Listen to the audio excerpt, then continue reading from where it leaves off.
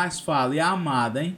Pois é, e eu sou advogada com muito orgulho. Eu amo essa profissão. Eu acho que nós somos instrumentos de busca por justiça, né? Nós acionamos o sistema de justiça, muitas vezes representando pessoas em situação de diversas vulnerabilidades, Isso. entre elas a vulnerabilidade de gênero. E é nesse lugar que hoje, passados aí mais de uma década da minha formatura, que eu me situo. E não foi fácil, não foi Essa é a uma... tua bandeira É a minha hoje. bandeira. Há bastante tempo já, E né? não foi fácil se encontrar também, né? Exato. Eu estava até comentando há pouco, eu já fui assim para eventos com o jovem advocacia e às vezes eu tenho do lado uma pessoa que se formou ontem e que, pronto, eu me formei ontem, já me resolvi na vida, já me encontrei. Eu fico muito admirada porque para mim a caminhada não foi dessa forma, não foi de um dia para o outro. E, ao mesmo tempo, eu passei a compreender que eu preciso advogar e fazer do meu trabalho também algo alinhado com o meu propósito de vida. Perfeito. Por isso que eu sempre falo da importância de cada pessoa compreender qual é o seu propósito, porque a vida não é unicamente, né, trabalhar e pagar contas. A vida é cheia de propósitos. Exatamente. E às vezes entender a importância de deixar um legado no mundo, de contribuir com a mudança daquilo que você entende que é problemático. E desde muito jovem eu enxergo e enxerguei a desigualdade, sobretudo a de gênero, que é uma desigualdade que eu experienciei na minha casa, como um problema muito forte que marca a existência de todas as pessoas, não só das mulheres. Porque a desigualdade faz mal para todo mundo, para homens e mulheres, né? Causa um desequilíbrio no meio, né? Exatamente. Então, essa caminhada também foi uma caminhada que eu desenvolvi ao longo dos anos. Eu já advoguei praticamente em todas as áreas. Eu já fiz até júri, cível, já fiz criminal, já fiz eleitoral, trabalhista. Tá, isso é bom, né? No começo, eu até me classificava realmente como clínica geral, né? A gente sempre faz esse paralelo, mas eu comecei a não estar feliz. E esse não estar feliz não está necessariamente vinculado à questão financeira. Às vezes você até ganha um bom honorário, mas quando é algo que vai de encontro ao que você acredita, ao seu propósito, muitas vezes não lhe satisfaz da mesma forma. E nessa caminhada, eu me lembro, quando eu comecei a fazer advocacia eleitoral, fui até para a deputada Rosinha da Defal. E eu fiz uma sustentação oral para ela, que foi muito exitosa, assim, a gente conseguiu, na época queriam que ela tirasse o ADEFAL do nome, e a gente conseguiu, por unanimidade, reverter, inclusive, a decisão do relator. Para mim, foi muito marcante, enquanto advogada, em relação à autoestima, e isso me abriu outras portas. E, naquele período, a porta que me abriu foi o ocupar um lugar na Secretaria de Estado dos Direitos Humanos. Então, aquela mulher que já se entendia, não completamente, mas como uma feminista, e eu acho que é importante aproveitar para falar sobre isso, mas eu me vi num lugar importante de gestão pública. Então, eu comecei inicialmente com assessoria jurídica e comecei a pesquisar cada vez mais o tema e fui convidada para ser superintendente.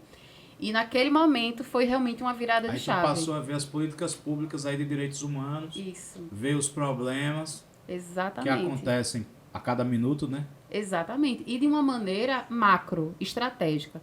Porque na nossa advocacia a gente tem muito contato com as desigualdades. Mas a gente se atém a casos concretos, talvez situações micro, considerando todo um contexto. E eu acho que é muito importante a gente entender, e a partir da visão da política pública, a gente acaba tendo essa percepção de que existem questões que são muito maiores do que cada uma de nós.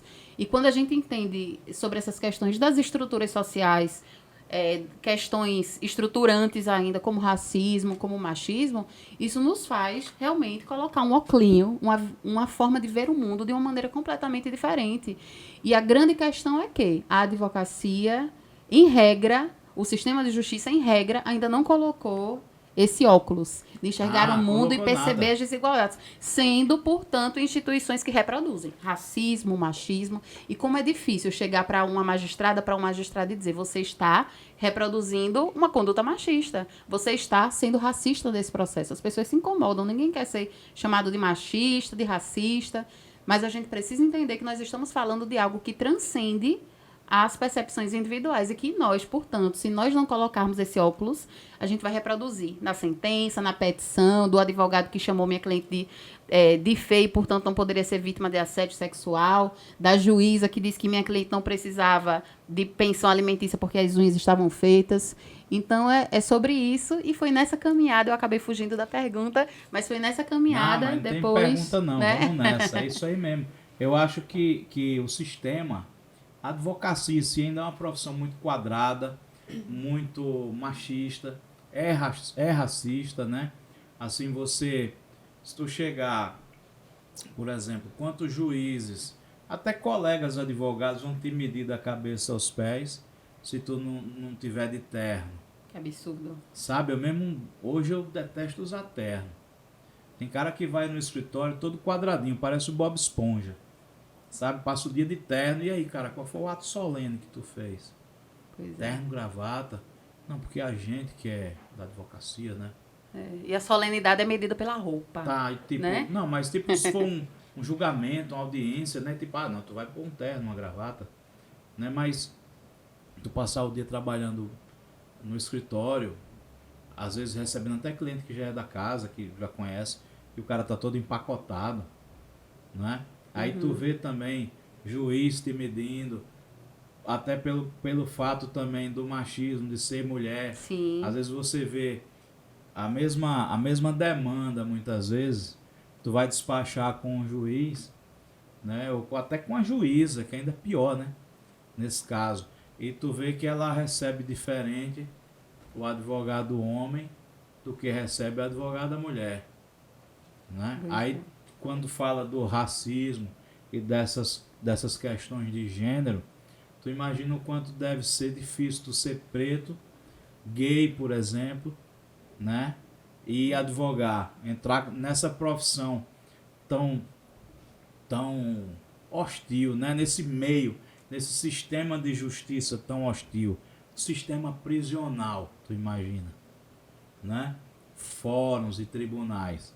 É muito difícil. Então é por isso que quando a gente estava batendo um papo sobre essa questão de feminismo, por mais que eu entenda, ou por mais que eu apoie, ou que eu defenda a igualdade, né? E, enfim, ou paridades que seja, mas eu não sinto a tua dor porque eu não calço o teu sapato. É tipo a dor do parto. Você pode ser o pai mais participativo, o cara que vai lá, que está na sala de parto, mas a dor do parto só quem sente é a mãe.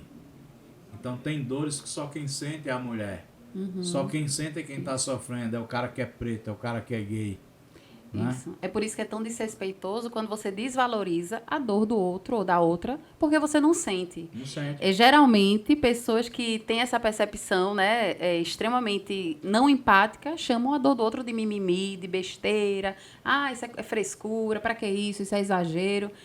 E é importante, acima de tudo, e a gente na caminhada pelo quinto, quando dialogava com os pretensos, né, desembargadores ou desembargadoras, falava da importância de se exercer a escuta, a empatia, de ouvir as pessoas acima de tudo, para não medir o mundo a partir do seu umbigo. Não medir o mundo atentamente e com sensibilidade. Exatamente. Né? Isso é humanizar. Isso sim é fazer justiça, é o Não mais só próximo. com respeito, porque respeito é obrigação. Isso.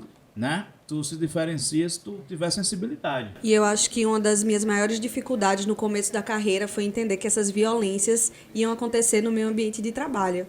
Então, assim, a gente imagina, né? Não, vou entrar como advogada na audiência e etc. E vai dar tudo certo. E aí você se perceber numa audiência, num momento solene e sofrendo essas violências. O advogado da outra parte aconteceu comigo. O escritório tal manda essa advogada para distrair a gente. Que horror. Com essa beleza toda para distrair a gente na frente do meu cliente, Achando que etc. estava elogiando. Exatamente. Então, assim, e se a gente perguntar, para a maioria das advogadas que a gente conhece, certamente todas já Sim. passaram por alguma situação nesse sentido. Então, é muito difícil. A gente estava conversando sobre isso. É importante que as pessoas que fazem parte, né, dessas instituições entendam os contextos sociais para que a gente não reproduza essas violências no nosso ambiente de trabalho. Então, é muito complicado. É muito importante a gente conversar sobre isso e abrir esse espaço, né, para que a gente discuta sobre as questões que envolvem a mulher no ambiente de trabalho.